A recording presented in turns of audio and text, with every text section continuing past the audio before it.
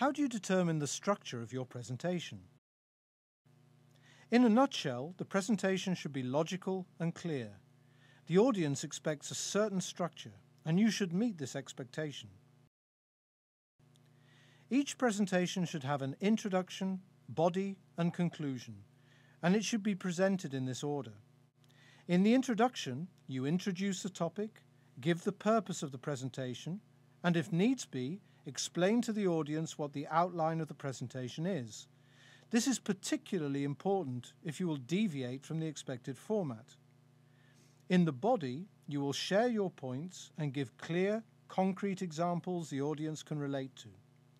Each presentation is then rounded off with a brief summary of what was said and with a concluding remark.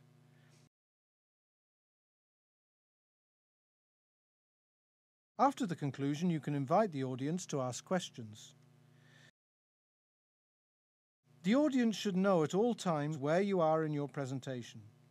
One way to achieve this is by including appropriate headings on your slides and using signalling language to help the audience along.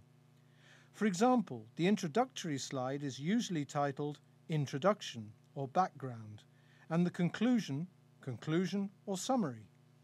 If you use the words moving on to the next, or that brings us to the next issue or point, the audience realizes that you are now changing topics.